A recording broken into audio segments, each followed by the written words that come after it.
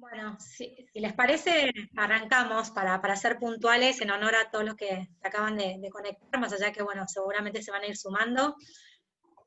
Bueno, muy bienvenidos a todos, tenemos que decir, porque esta virtualidad nos ha hecho, nos ha permitido que también participen hombres en estos almuerzos virtuales que seguimos realizando desde el Foro Argentino de Mujeres Ejecutivas. Así que, bueno, les damos la bienvenida a todos. Y bueno, hoy tenemos un lujo, la verdad que es una amiga de la organización, amiga de varias socias de FAME, eh, así que bueno, es un honor tener con nosotros a Susana Valcorra.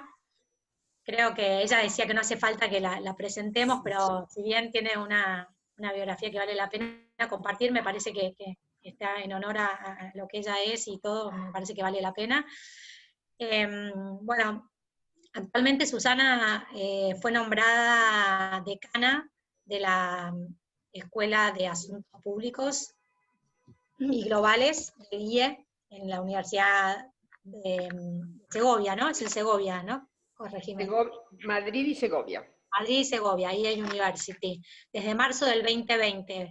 Y anteriormente, ministra de Relaciones Exteriores y Cultos de la Nación Argentina, de diciembre de 2015 hasta julio de 2017. Después, tras su dimisión como ministra de Asuntos Exteriores, fue nombrada ministra asesora por el presidente Mauricio Macri. La verdad que, bueno, ella participa en numerosos foros y think tanks que ha dejado esa función pública. Realmente reside en España actualmente, así que, como ella dice, tiene como una visión global y una visión de afuera que muchas veces nos ayuda a nosotros, más allá que es Argentina, pero tiene una visión así más internacional. Así que, bueno, damos la bienvenida, Susana, te queremos escuchar, y bueno, que seas muy bienvenida. A todos les decimos que en lo posible mantengan sus micrófonos apagados, a todos, perdón, y que manden las preguntas por el chat, que luego al finalizar la exposición de Susana trataremos de formularlas unas otras. Así que bueno, sean todos muy bienvenidos y bienvenida Susana. Muchísimas gracias, Fernanda, y gracias a todas por esta oportunidad de charlar con ustedes, a todas y todos diría, como se acostumbra decir ahora, por esta oportunidad de charlar. Ustedes saben que yo tengo mucha cercanía con el grupo que ustedes son, porque mi origen es origen de empresas, digamos, ¿no? Entonces, siento muy cerca el rol que todos ustedes juegan y la importancia que tiene la asociación, esta idea de juntarlas, porque aparte creo firmemente que es importante que sin ejercer un feminismo a ultranza haya espacios de encuentro de las mujeres para revitalizar las oportunidades que las mujeres tienen, sobre todo hacia adelante. Hoy quería charlar un poco con ustedes de la situación del mundo, del contexto del mundo, de la realidad en la cual estamos inmersos, tratar de hacerla vuelo de pájaro, porque me parece que muchísimas veces cuando nosotros nos pensamos en cualquier lugar que sea que vivamos, pero en particular desde la Argentina, entendemos las cosas con una visión local, que por supuesto es muy importante, pero esa visión local, esa realidad local, está totalmente condicionada por un contexto mucho más macro, mucho más grande, que es el contexto del mundo. Entonces quería darles ese contexto y de alguna manera vincular ese contexto con lo que nos pasa en la Argentina. En primer lugar, decirles que el mundo viene viviendo un periodo complejo, un desafío muy interesante desde hace ya algunos años. Es evidente que la irrupción de China como jugador central de la economía, algunos dicen que el primer jugador mundial en este momento, dependiendo de cómo se midan los parámetros de la economía, pero si no es el primero, es el segundo, esa irrupción de China ha alterado la dinámica del mundo. Eso ha pasado así en la historia. Cada vez que ha habido un cambio de época en las hegemonías, en los poderes que han manejado el mundo, se han producido grandes tensiones. De hecho, en algunos casos, tensiones tan graves como que han llevado a guerras. La aparición de China ha sido de alguna manera en etapas, y en los últimos 10 años ha sido realmente muy, muy, muy fuerte. Y se ha visto traducida en varias cosas. La primera de ellas es su impacto en lo que es el comercio internacional, sin lugar a dudas. El hecho de que se produjera la integración de las grandes cadenas de valor, que hicieran que muchísimo del trabajo se llevara hace unos 20 años atrás a China, y dicho sea de paso, hoy ya mucho de ese trabajo no está más en China, está en otros satélites, como por ejemplo Vietnam o Bangladesh, lugares donde hay mano de obra barata que ya no se consigue en China.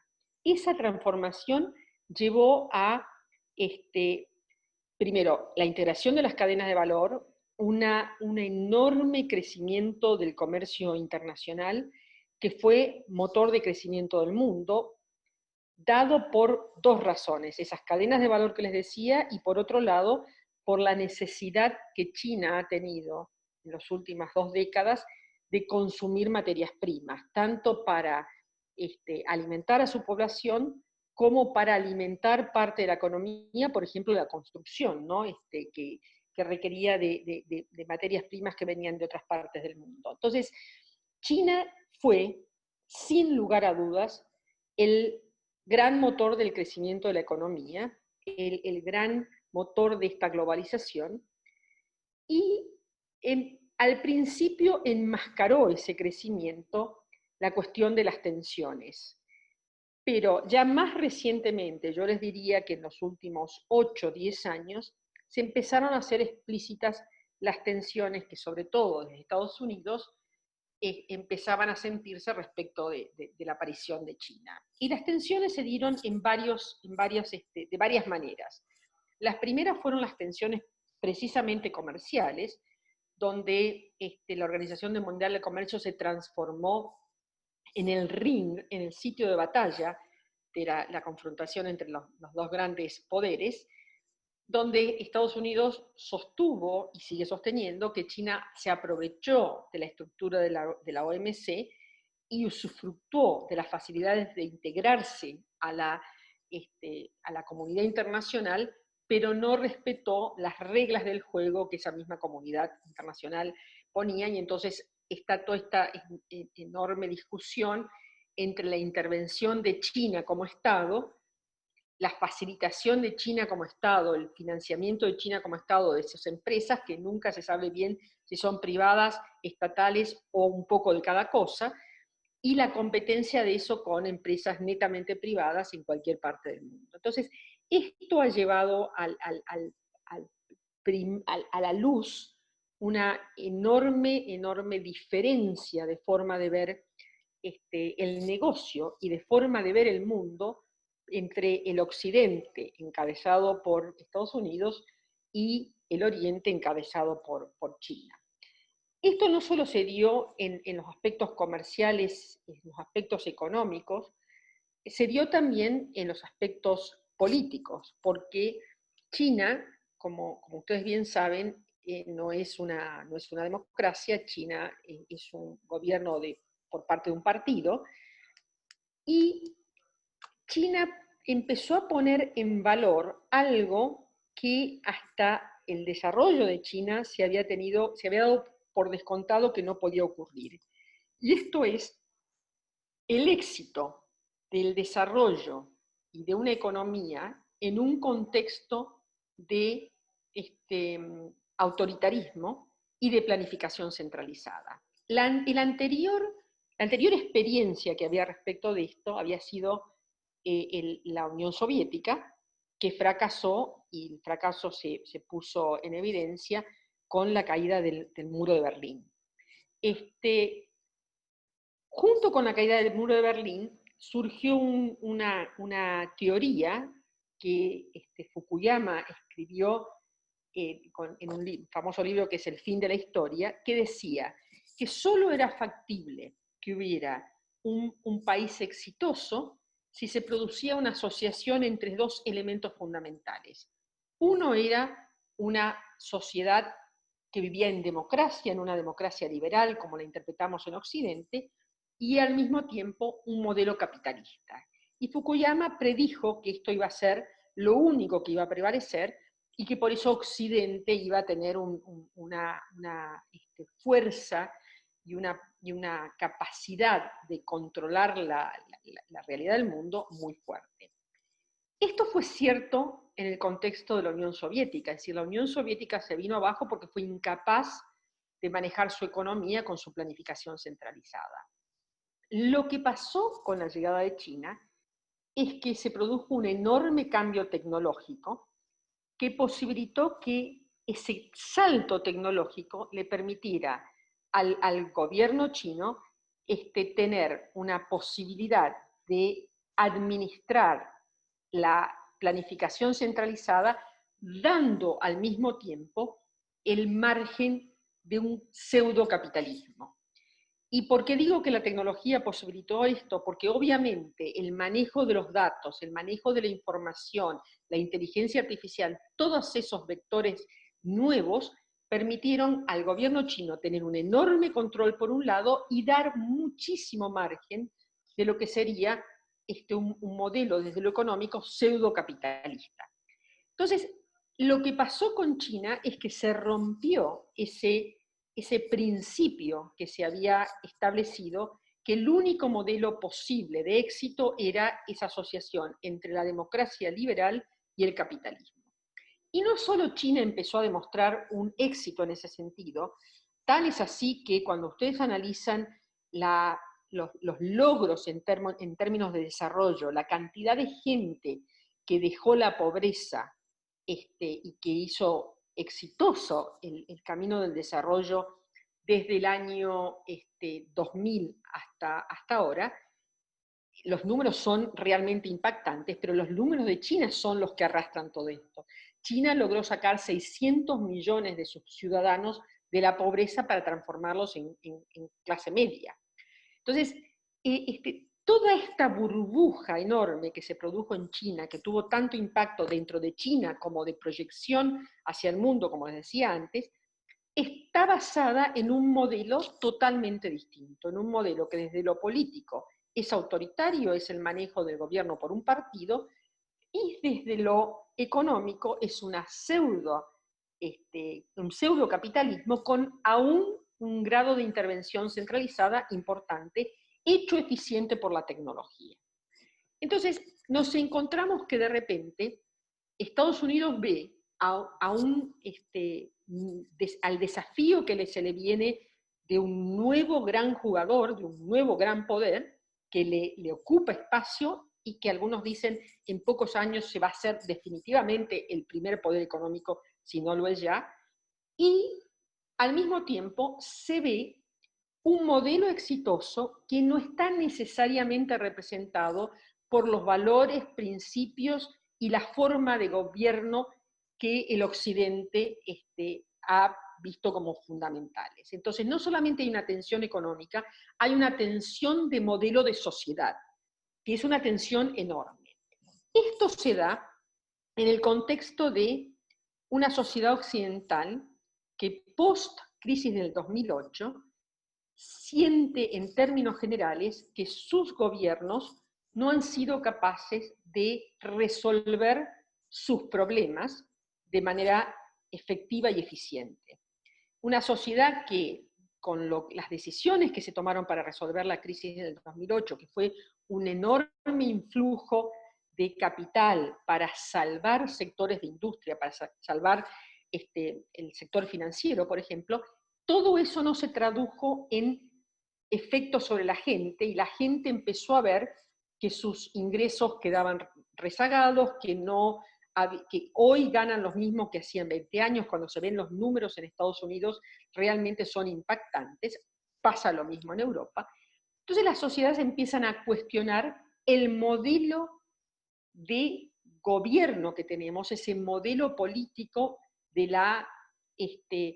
de lo que conocemos como la democracia y empieza a cuestionar a los partidos y empiezan a surgir en ese contexto visiones de ultras, visiones de derecha extrema, visiones hipernacionalistas, hiperproteccionistas, que culpan a la globalización de todos los males que estamos sufriendo y que por lo tanto culpan de alguna manera también a China de todos esos males. La realidad es que parte de lo que nos está pasando tiene que ver con reasignación de recursos, con la forma que salimos de la crisis del 2008, pero parte también tiene que ver con la irrupción de la tecnología que hace que el desplazamiento del trabajo sea tal que haya muchísima gente que queda fuera del esquema laboral sin mucha oportunidad de volver al mismo.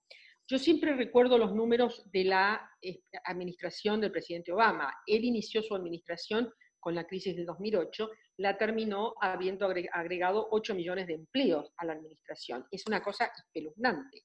Solo que hay que decir que los que se agregaron son muy distintos a los que desaparecieron. Entonces, si bien es cierto que las costas se han visto favorecidas, el sector tradicional, el sector más clásico de la economía de Estados Unidos, el medio oeste americano se ha visto postergado y ahí es donde ha tomado raíz un movimiento en apoyo de Trump, ¿no es cierto? Entonces, esas dinámicas, un economista que escribe mucho en el New York Times, Krugman, que quizás algunos hayan leído, tuve ocasión de compartir un panel con él y le pregunté cómo era que le habían errado tanto a las elecciones en Estados Unidos, y Krugman me dijo, no fuimos capaces de hacer geolocalización de los problemas. No es lo mismo estar en la costa que estar en el medio de Estados Unidos. Entonces, esa realidad en que muchas veces se pierde por las grandes dinámicas de las estadísticas es lo que ha llevado, primero, a un cuestionamiento del sistema, segundo, a una reacción antiglobal, tercero, a un surgimiento de movimientos proteccionistas, nacionalistas, hipernacionalistas, que ha generado muchísimas tensiones, junto con una realidad de la ciudadanía mostrando su posición y pronunciándose en las calles como lo veíamos a fines del año pasado. Todo esto, en todo este contexto, surge la pandemia. Y surge la pandemia, que dicho sea de paso, siempre lo digo, nos tomó por sorpresa solo porque no quisimos escuchar. La Organización Mundial de la Salud viene diciendo que va a haber una pandemia desde principios del siglo. Y quizás no sería terrible que nos sorprendiera a los ciudadanos, pero que sorprendiera a los estados, a los gobiernos, a las instituciones, muestra qué poca atención estamos prestando a los bienes públicos globales, la salud siendo una de ellos. Entonces, esta pandemia llega en un momento de crisis, de ruptura, en un momento en el cual se cuestiona el orden global, en un momento en el cual se cuestionan las instituciones multilaterales y se cuestionan todos los mecanismos de coordinación que sirven para resolver los problemas globales. La migración, el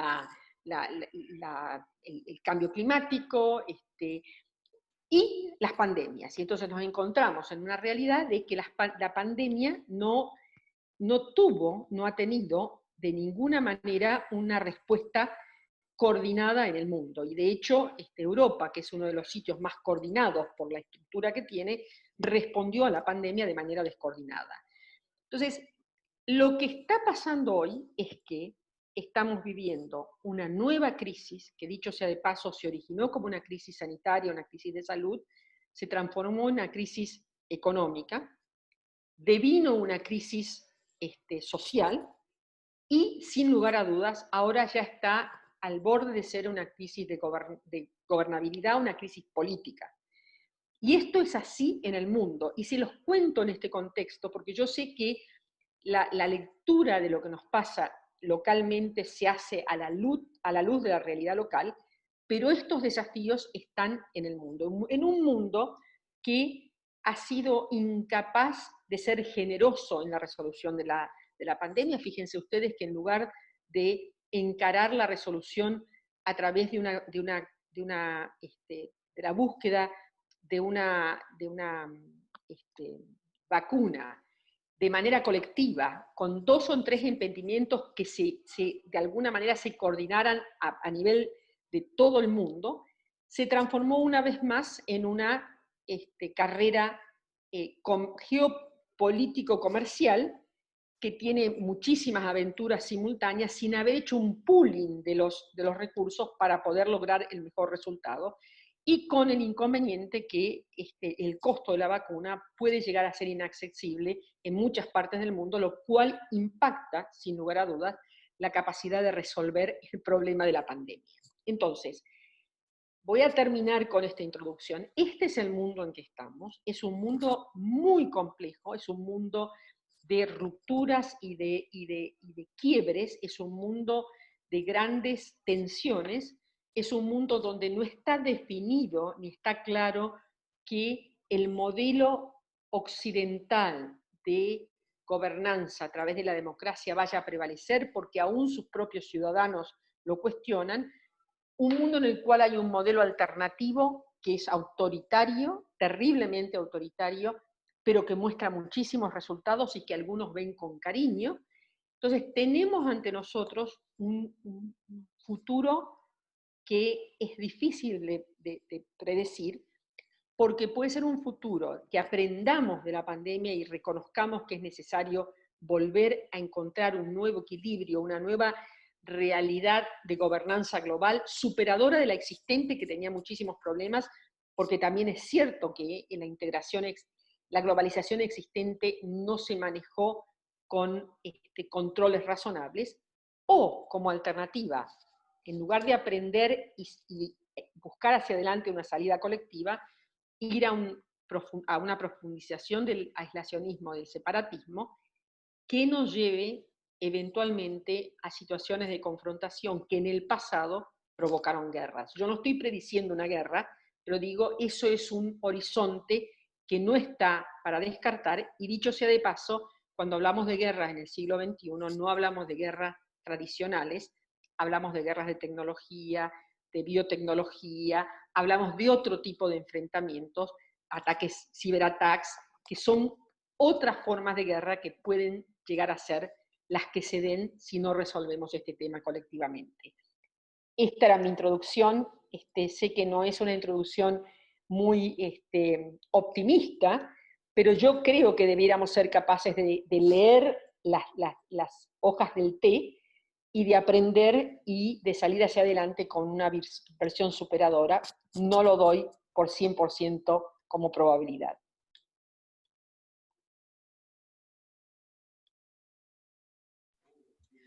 Muchas gracias, Susana. Súper, súper interesante. Nos dejas como abiertas varias cuestiones. Esa es la idea. Quería hacerte una pregunta, si ahora me animo ahí a tomar un poco, y las invito a que las que quieran vayan haciendo las preguntas en el chat. Esto que contabas entre un poco la supremacía que está adquiriendo China, tanto en su, digamos, en forma de gobierno alternativa, que quizá la gente la empieza a ver como algo benéfico, cuando en su momento no era algo que mayormente se apreciaba como forma de gobierno más democrática, liberal, como decía, sino más centralizado. Y esta guerra con Estados Unidos y definirse un poco la supremacía, ¿qué papel le queda a Europa en esta, digamos, guerra en el medio? Digamos, ¿puede salir beneficiado o no? ¿Cómo se está parando frente a eso? Bueno, Europa puede tener un papel muy importante. Lamentablemente, Europa estuvo distraída por todo el tema del Brexit, y entonces estuvo mirando tanto hacia adentro que perdió de vista el rol que puede tener de balance entre los dos superpoderes. Europa es un continente muy fuerte, muy pesado, muy pesado en el sentido de que puede tener un impacto, y puede jugar un rol de equilibrio. Ahora, reconozcamos que no va a tener el rol primario de Europa. El rol primario se tiene que dirimir entre los dos grandes jugadores.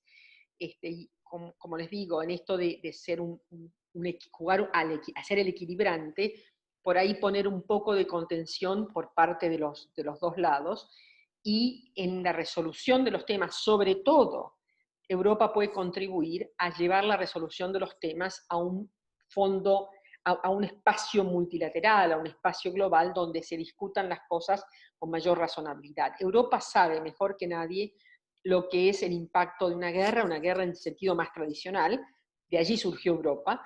Entonces me parece que eso todavía está allí y no hay mejor defensor del multilateralismo que Europa, y bueno, ese puede ser un rol que Europa juegue. Ahí tenemos una pregunta que dice que, bueno, te da las gracias, Susana, y además quisiera saber tu opinión sobre los cambios de escenarios en función de las próximas elecciones de Estados Unidos, que creo que los tienen a todos ahí a la espera, ¿no? Si gana Trump o no. Bueno, en primer lugar, no está dicho que ganen los demócratas. Los números son favorables, pero como ustedes bien saben, el armado, la arquitectura de elecciones en Estados Unidos es muy compleja y se decide no por voto popular, sino por electores. De hecho, Hillary ganó por 3 millones de votos y perdió las elecciones. Al Gore le ha pasado lo mismo, ¿no? En su momento, así que ya sería... Así es, por eso. así es.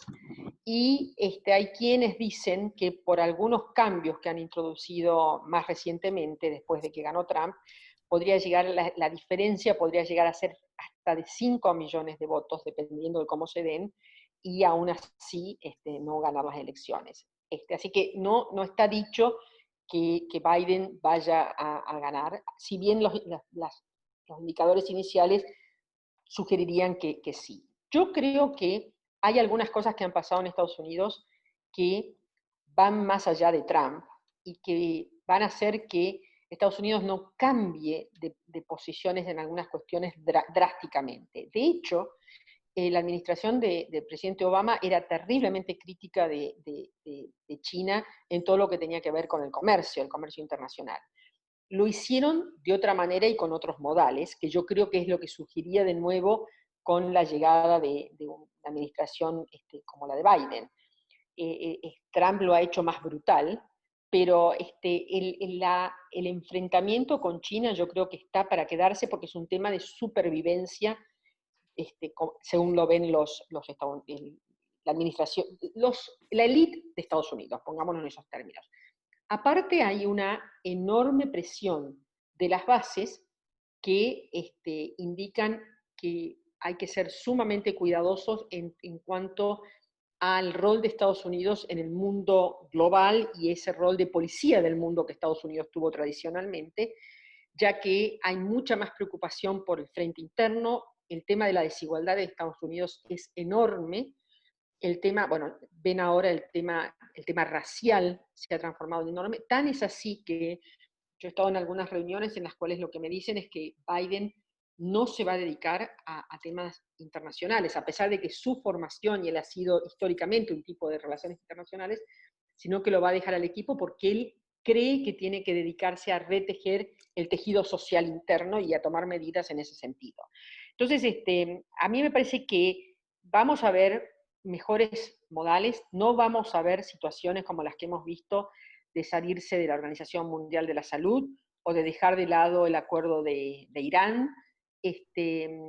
Creo que esas cosas se van a revertir, pero en la confrontación central que les describí hasta ahora, me parece que las cosas van a mantenerse bastante tensas, aún con mejores modales.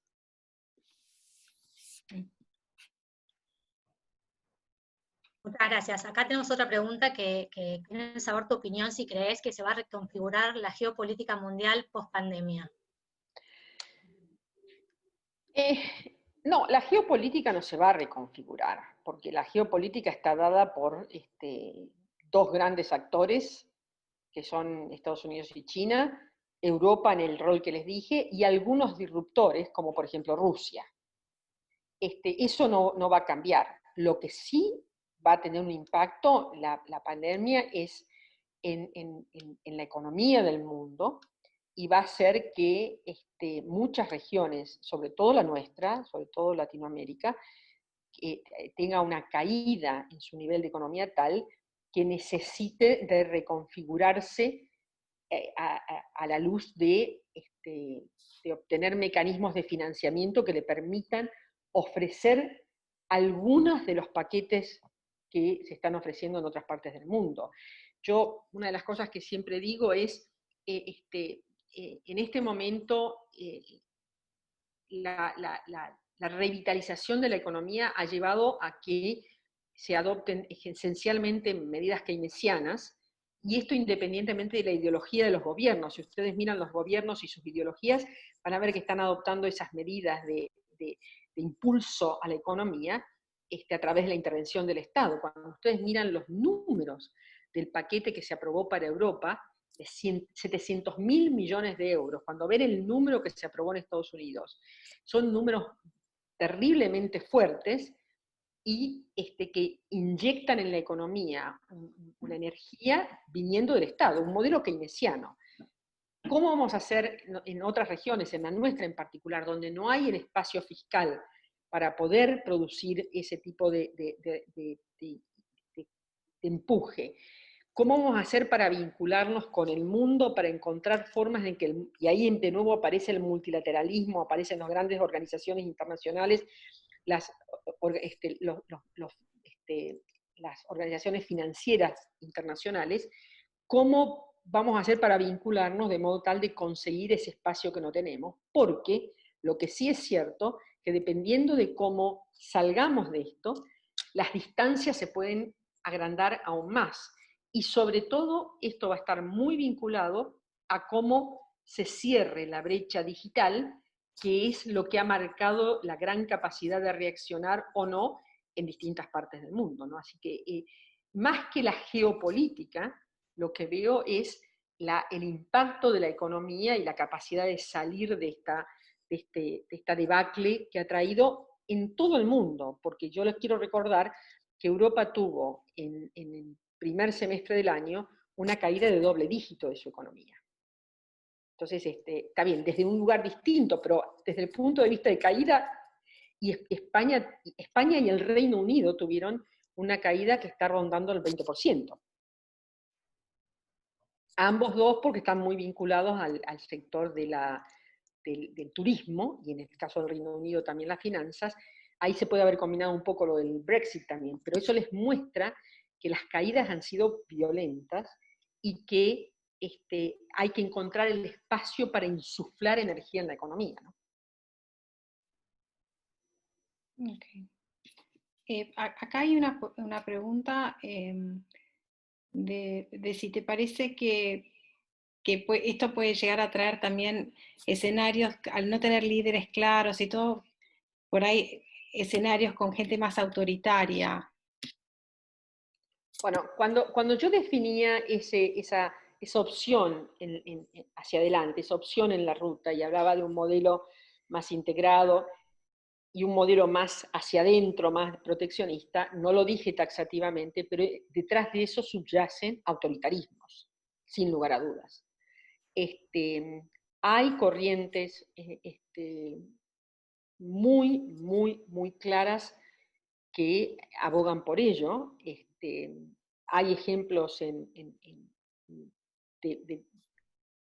por un lado, de partidos de la oposición en Europa, por ejemplo, que están en esa corriente, pero ya lo vemos, el propio Trump en Estados Unidos tiene una forma de gobierno que dentro de las condiciones de la gobernanza de Estados Unidos es con una visión bastante más autoritaria.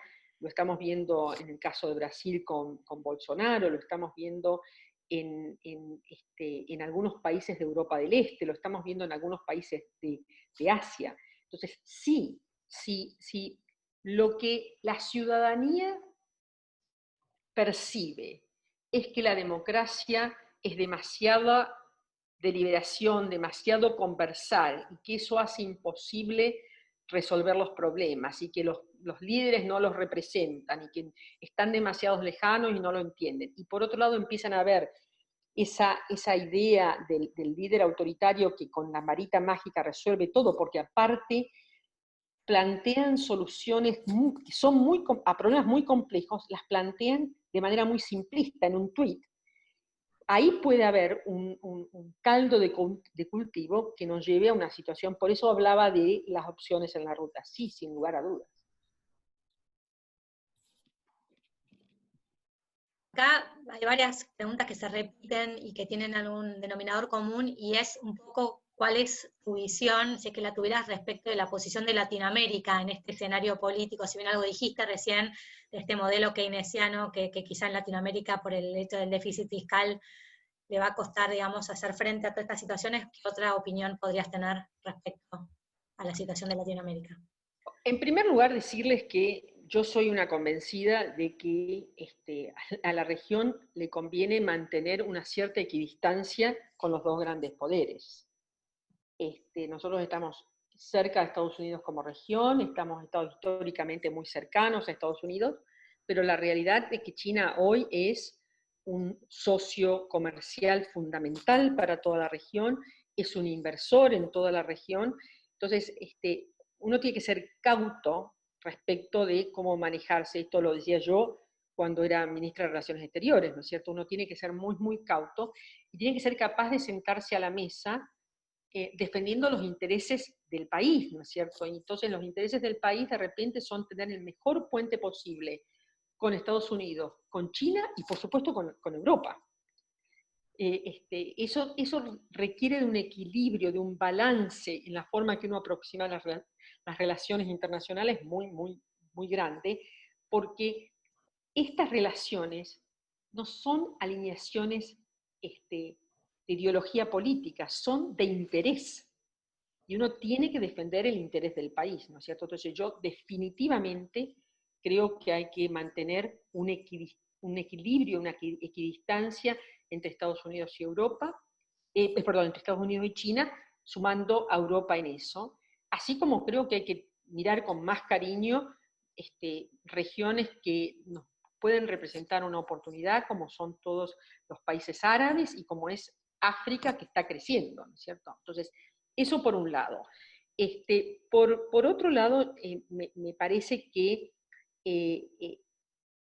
si no encontramos una solución, y esto hay que plantearlo en el Fondo Monetario, en el Banco Mundial, en el BID, en todos los foros de financiamiento multilateral, así como en el sector privado, si no encontramos una manera de insuflar la economía, de darle energía a la economía, de encontrar formas de paquetes que, sin tener la dimensión de lo que hablábamos en Europa o en Estados Unidos, resuelvan parte del parate de la economía, la situación de la región en general va a ser gravísima, porque yo avisoro que la posibilidad de una explosión social en muchas partes de la región se dé, ¿no es cierto? Porque la sostenibilidad de los equilibrios más básicos está dependiendo de la intervención del Estado, ¿no es cierto? Entonces, ahí es donde a mí me parece se vuelve fundamental encontrar primero posiciones regionales que nos permitan ir como tal a plantear los problemas, y eso nos está dando, la región está sumamente dividida. Un ejemplo claro de eso es lo que está pasando con el BID. No sé si lo han leído, pero ahí está en este momento por producirse la elección del próximo presidente o presidenta del BID, y Estados Unidos por primera vez en la historia ha planteado un candidato, cuando todos los acuerdos son que no corresponde a Estados Unidos, y hay 17 países de la región que lo están apoyando. Entonces, eso muestra una visión muy miope de cómo encarar las relaciones. Se está haciendo eso por un vínculo casi incondicional a Estados Unidos, cuando en realidad lo que conviene hacer es ponerse firmes como región y sentarse a hablar con Estados Unidos como corresponde. Eso nos está faltando, definitivamente nos está faltando. Me parece que la hiperideologización de las cuestiones que ha pasado en nuestra región, no solo en nuestra región, lo que les decía antes, todo este corriente que se ha dado en el mundo, pero en nuestra región en particular, nos impide hoy ver que tenemos problemas compartidos y que más allá de que uno venga de extracción de derecha, de izquierda, de centro izquierdo, de centro derecha, el problema y el impacto de la pandemia es exactamente el mismo y las soluciones las tenemos que encontrar de manera compartida.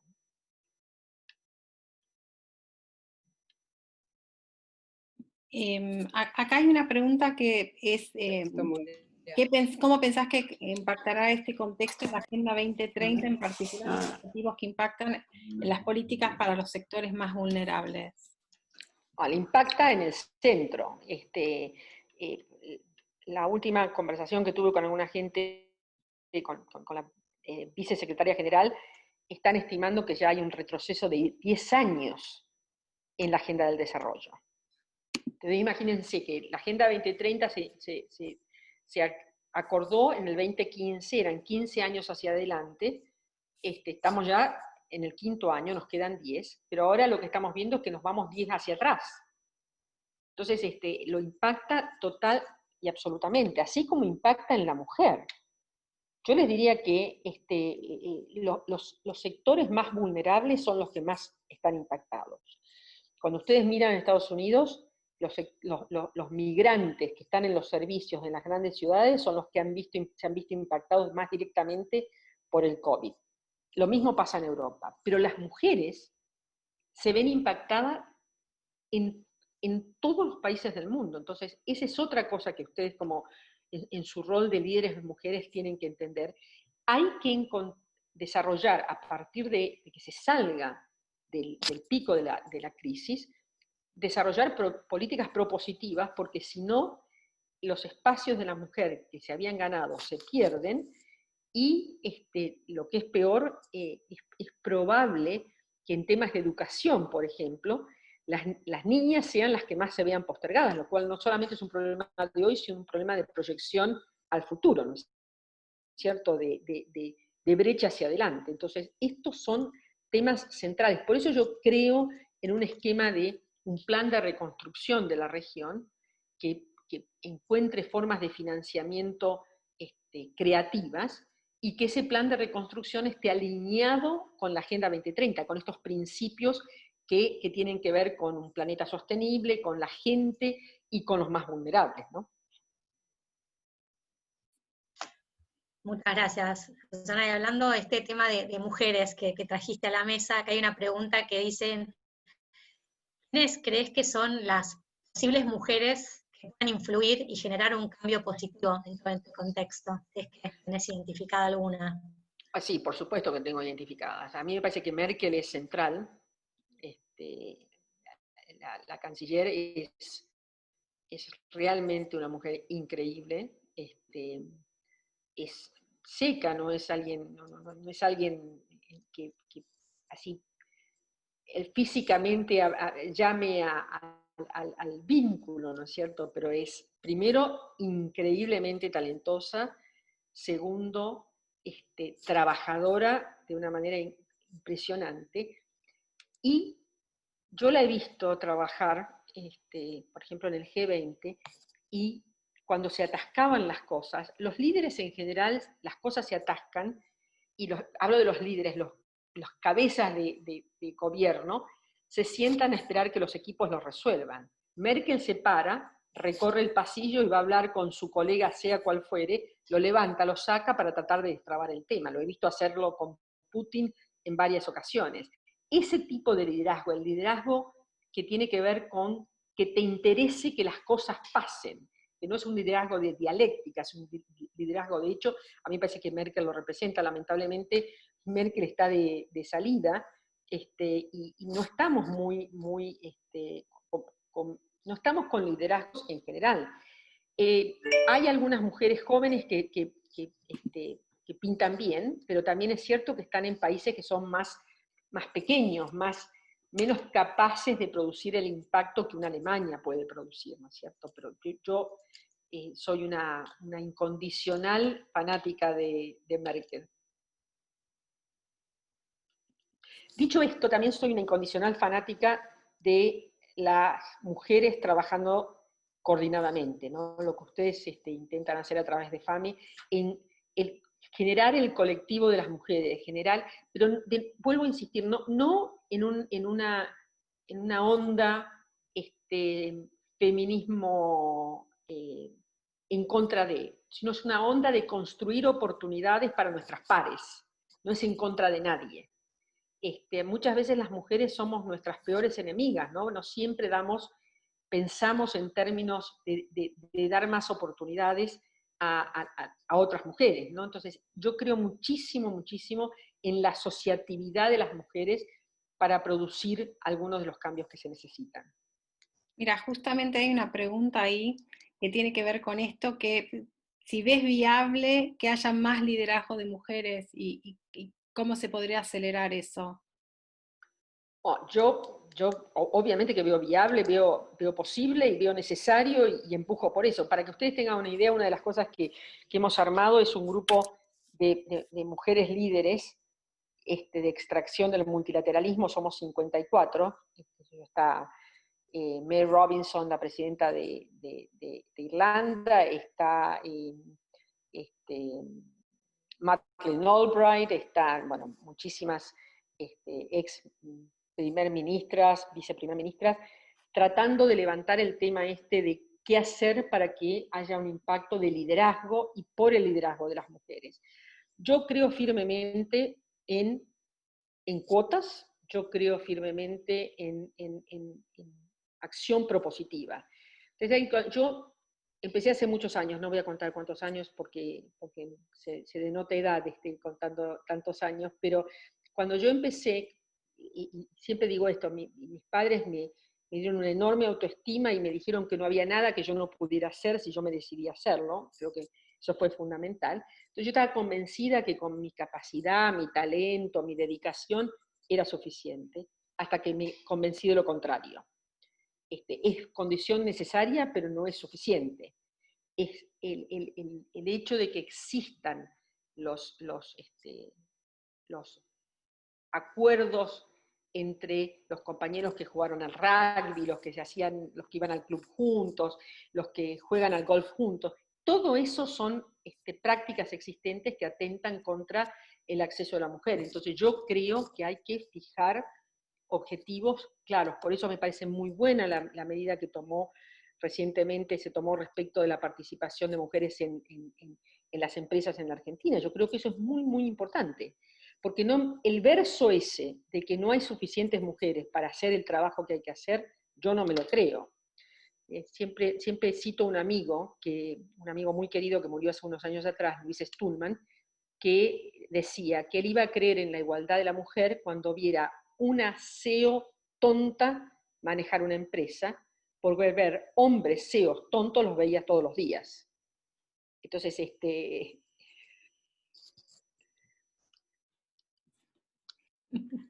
Gracias, Susana.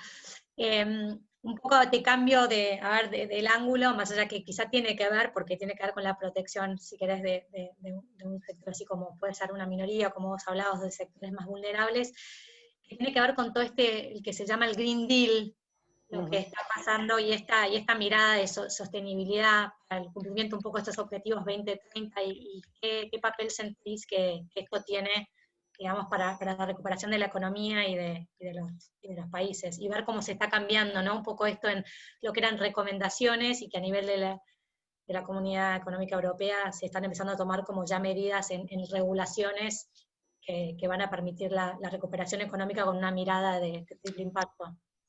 Esa es una oportunidad, es decir, esta crisis tan profunda nos da una oportunidad para invertir de manera distinta. Yo creo que tenemos que claramente hacernos de esa oportunidad, y por supuesto los europeos ya lo han incluido, como vos bien decís, en las condiciones del otorgamiento de los recursos. A mí me parece que parte del problema que nosotros tenemos es que hemos llevado la visión del consumo a un extremo tal que necesitamos como mínimo 2 planetas para poder alimentar el consumo que tenemos. Eso por un lado, y no tenemos 2 planetas. Entonces, como un lado de la ecuación es fijo, no nos queda otra más que ajustar las variables por el lado del consumo, por el lado de nuestra forma de vida. Entonces, ahí yo tengo un optimismo por los jóvenes. Yo creo que los jóvenes en general son mucho más conscientes de esto, mucho más, han aprendido mucho mejor estas cuestiones, pero si no cambiamos nuestra forma de vida, no hay forma de poder sostener todos los que somos en este planeta. Es así de simple. No es que uno pueda creer o no creer que sí las teorías conspirativas, no se sostiene. Y aparte no se sostiene otro aspecto que va más allá del greening, que tiene que ver con que los que más tienen cada vez están más lejos de los que menos tienen.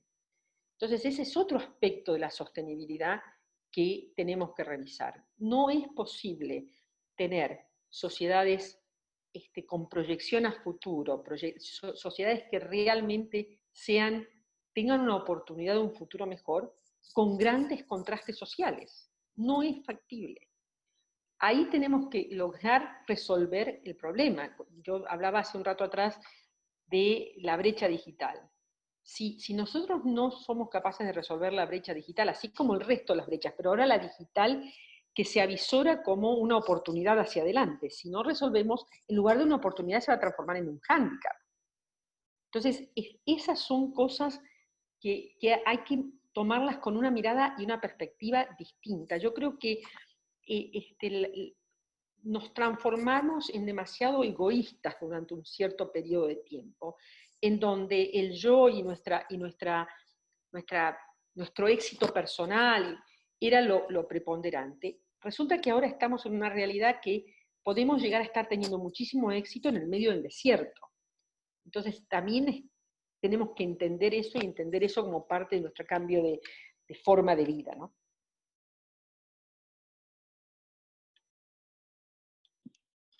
Creo que no veo más preguntas. No sé si alguien tiene alguna pregunta adicional que quiera hacer.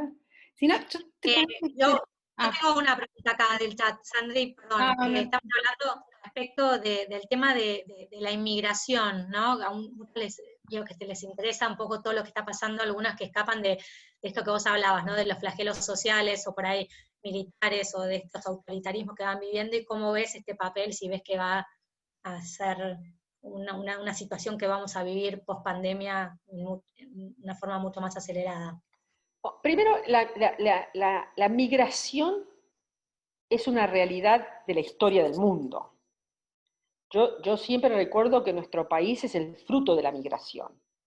Entonces, no es que la migración empieza ahora. La historia del mundo muestra que el ser humano, cuando no encuentra oportunidades en el lugar donde está, cuando está bajo presiones políticas, carencias de libertades, etc., termina yéndose. Es así. Y se termina yendo porque el costo de quedarse es mucho mayor que el riesgo de irse. Es una ecuación muy simple que hacen los seres humanos, que hicieron mis abuelos cuando se fueron de España, ¿no es cierto? Entonces, eso es una realidad. Lo que pasa ahora es que, como el mundo se ha achicado, hay migraciones que tienen contenidos culturales que impactan las sociedades. Ese es el gran desafío. Porque cuando se producían migraciones de culturas afines, si bien es cierto que nosotros tuvimos una migración múltiple, esencialmente fue de europeos, y si bien es cierto que los europeos no eran todo lo mismo, había una cierta afinidad básica. Tema es cuando las culturas son tan poco afines y terminan convergiendo en espacios comunes, sobre todo cuando terminan convergiendo en lugares donde de repente la sociedad siente que sus oportunidades no son ideales. Y por eso es que hay que mirar esto en su globalidad.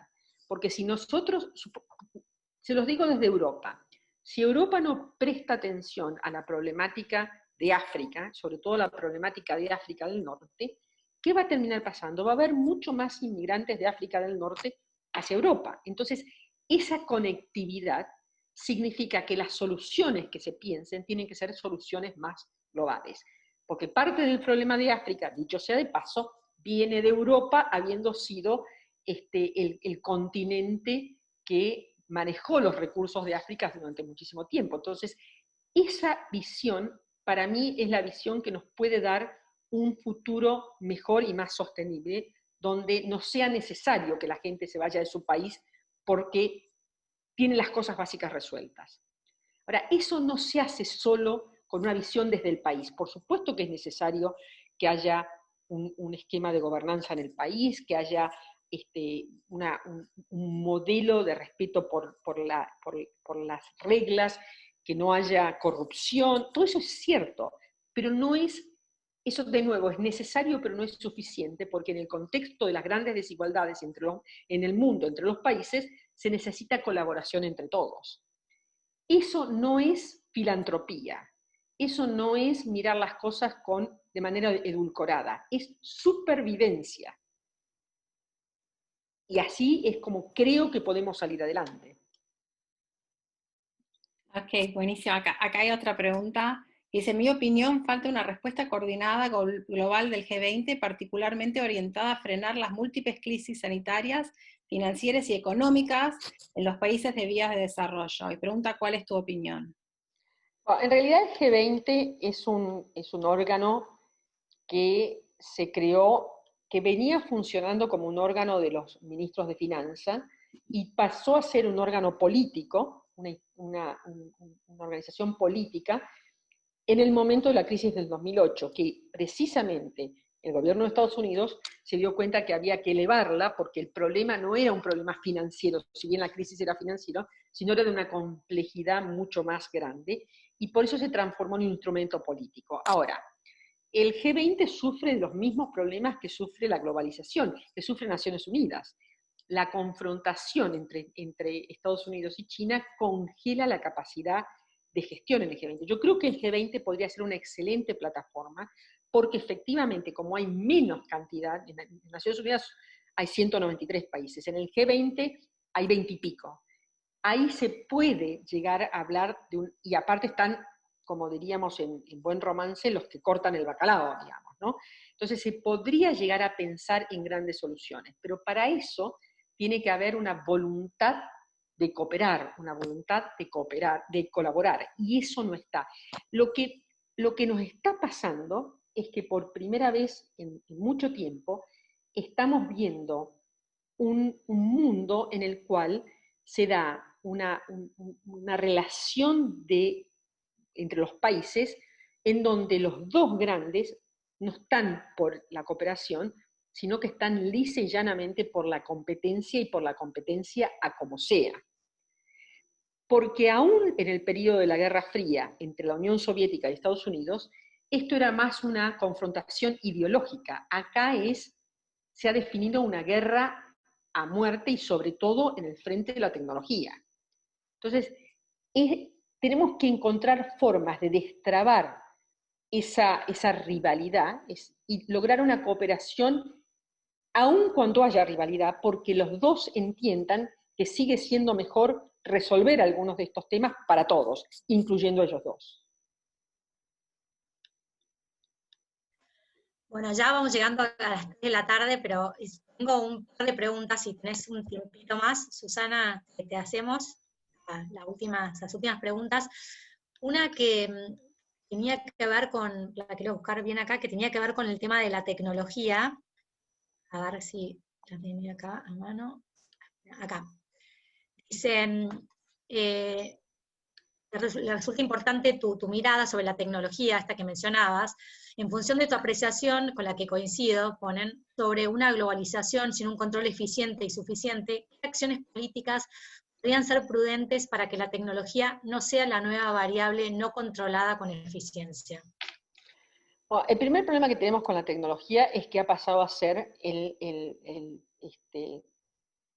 campo de batalla de los dos grandes, de las dos grandes poderes, digamos, ¿no? Entonces ahí ya tenemos un problema que parte de lo que pasa con la tecnología no está en nuestras manos, está en manos de los grandes poderes geopolíticos.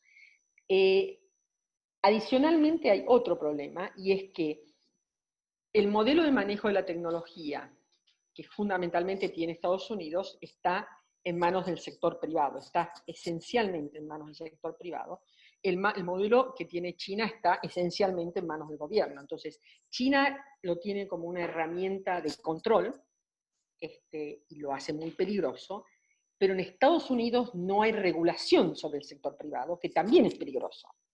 Entonces, estamos en un punto de definición en cuanto al futuro de la tecnología que requiere de ajustes para tener un modelo superador para todos. Después vienen las peleas más tácticas, ¿no es cierto? El 5G, si el 5G va de un lado o va del otro, pero la realidad es que si ustedes miran, ninguno de los dos modelos es un modelo que realmente está orientado a permear de manera que sea conducente para generar una riqueza más universal. Aún en Europa, lo que se comparte por el lado de la digitalización y la tecnología es mínimo respecto de los dos grandes centros de poder, ¿no? Y ahí me parece que tenemos un problema, porque en Estados Unidos las grandes tecnológicas han adquirido un poder que está por encima del poder del propio Estado, ¿no?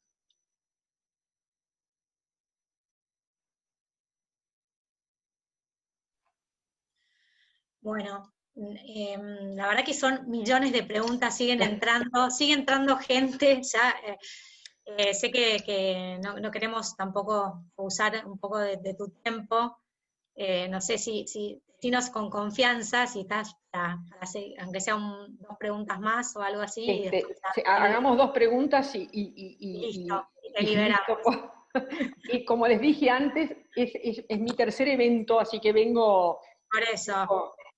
jugando con Zoom desde temprano. Bueno, no, entonces... No, hagamos dos preguntas más. ¿Sí? Bueno, dale. Acá preguntan el tema del crecimiento del tercer sector a nivel mundial, atender necesidades sanitarias, sociales insatisfechas. ¿Qué rol geopolítico juega? Bueno, el tercer sector yo creo que es muy, muy importante. Hay que valorarlo en toda su dimensión. Tampoco hay que sobrevalorarlo. Hay un espacio para cada sector. Me parece que hay lugares en los cuales la ausencia del sector público hace que el sector social tome un rol más importante, la ausencia del Estado.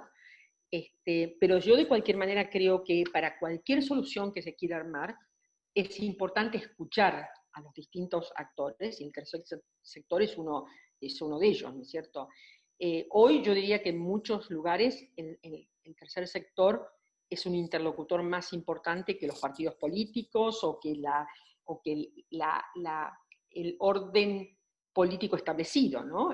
Tanto para los que gobiernan como para los que están en la oposición, ¿no? Está llenando un espacio. Eso es bueno que alguien lo llene, pero también tiene su cuota de riesgo, ¿no es cierto? Entonces, me parece que es fundamental el rol del tercer sector, pero sería tan fundamental como ese que el Estado ejerciera su rol de la medida que le corresponde, ¿no? Totalmente. Bueno, y ahora sí, ya la última y te liberamos. Algo hablaste, ¿no? Pero en este foro no podíamos dejar de volverte a preguntar respecto del liderazgo de las mujeres y cuál debería ser ese tipo de liderazgo para el empoderamiento de las mujeres, sobre todo en Latinoamérica, en los próximos 10 o 15 años. O sea, ¿qué es lo que te imaginas? Voy a pasar un comercial. Yo escribí un libro que habla del liderazgo de las mujeres, así que... En realidad estaba todo pensada esta pregunta, estaba pensada para que hable de tu libro. Entre otras cosas, en ese libro cuento mi historia con el ébola, que es más pertinente que nunca. A mí me tocó manejar la crisis del ébola estando en Naciones Unidas. Miren, yo creo que el liderazgo en el mundo tiene que representar a la sociedad del mundo. Ergo, tiene que tener una representación de 50 y 50. Es así, cualquier cosa menos que eso no está representando a la ciudadanía, a la sociedad. Yo creo profundamente en la diversidad en la toma de decisiones. Entonces, tener un reflejo de la sociedad en la toma de decisiones, tanto en el sector público como en el sector privado, a mí me parece fundamental. Es lo que enriquece la toma de decisiones. Yo no soy de las que dicen, bueno, las mujeres líderes versus los hombres líderes, no es eso a mí. Lo que pasa es que me parece que tiene que haber mujeres líderes para que se pueda producir esa representatividad razonable de lo que somos. Así como creo que las minorías tienen que estar representadas, así como creo que las razas tienen que estar representadas, las culturas tienen que estar representadas, las religiones tienen que estar representadas de manera adecuada. Yo sí creo, y por suerte, que las mujeres y los hombres somos distintos, y que siendo distintos aportamos distintas perspectivas en ese proceso de decidir. Y eso es fundamental. Una de las razones por las cuales yo creo se ha visto en algunos lugares un muy buen manejo de la pandemia por parte de mujeres, es por la natural tendencia de las mujeres a entender empáticamente ciertos problemas que la pandemia trae, que salen natural. Entonces, me parece que esto de tener a las mujeres representadas, de tener mujeres líderes, no es un tema de justicia, que también lo es un tema de economía, de racionalidad, es un tema de que nos demos a nosotros mismos el poder de decidir representados como sociedad que somos. Entonces, y que lo hagamos trayendo cada uno nuestra experiencia, nuestro capital y nuestras perspectivas, que creo, vuelvo a decir, son distintas naturalmente las perspectivas femeninas de las perspectivas masculinas. Aquel viejo dicho de que la mujer entra con el marido a una reunión y 2 segundos después le dice, ¿viste esto? ¿Te fijaste lo otro? Y el tipo ni se enteró, que no sé si a ustedes les pasó alguna vez, a mí me pasó muchísimas veces, tiene que ver con una forma de procesar en el cerebro de manera distinta la información. Ni mejor ni peor, distinta. Nosotros paralelizamos, hacemos 10 cosas simultáneamente, los hombres secuencian, con lo cual es probable que en términos generales miren un tema más a fondo, pero son incapaces, y sobre todo en tiempo de crisis, de administrar 10 problemáticas juntas. Entonces, todo eso hace que para mí sea fundamental que la composición de los equipos sea una composición equilibrada, que represente a lo que somos y que los liderazgos representen de la misma manera y con el mismo equilibrio todo lo que somos. Y allí se verán quiénes son mejores o peores de un lado o del otro, pero que no es de un lado o del otro, es parte de lo mismo que es la integración de nuestra sociedad. Totalmente, Susana, coincidimos 100%. La verdad que es algo que desde FAME también apoyamos, este tema de la integración, digamos, en forma proporcionada de hombres y mujeres, como que la mirada, esta mixidad que a veces decimos es lo que, y esa diversidad es lo que termina aportando. Bueno, la verdad que los mensajes de agradecimiento son infinitos, si pudieras ver el chat no para de agradecerte, que te admiran. La verdad que en lo personal, digamos, en nombre de FAME, agradecemos muchísimo tu predisposición, muy interesantes tus posturas, tus opiniones, un lujo tenerte. Un poco las palabras. ¿Les puedo decir algo? Sí, Antes de despedirme? Sí, Una de las cosas en la cual yo creo muchísimo es que las mujeres no siempre nos damos la oportunidad de equivocarnos. Y eso nos condiciona mucho para tomar algunas decisiones. Hay una nueva oportunidad de trabajo, si no creemos que somos perfectas para todos, no nos presentamos. La única cosa que yo les recomiendo es tomen el riesgo. Si hay algo con lo cual no están muy satisfechas y quieren cambiar, cambien, reinvéntense. Las oportunidades no se dan muchas veces y cuando pasan hay que tomarlas. Así que ese es el único mensaje final. Muchísimas gracias, Susana. Con esto nos vamos, así que te agradecemos mucho, gracias a todos. Las esperamos el próximo mes en estos almuerzos virtuales de FAME. Y bueno, hoy nos vamos con un lujo total. Muchísimas gracias, Susana, nuevamente, y gracias a todos por estar. Chao, chicas. Hasta luego.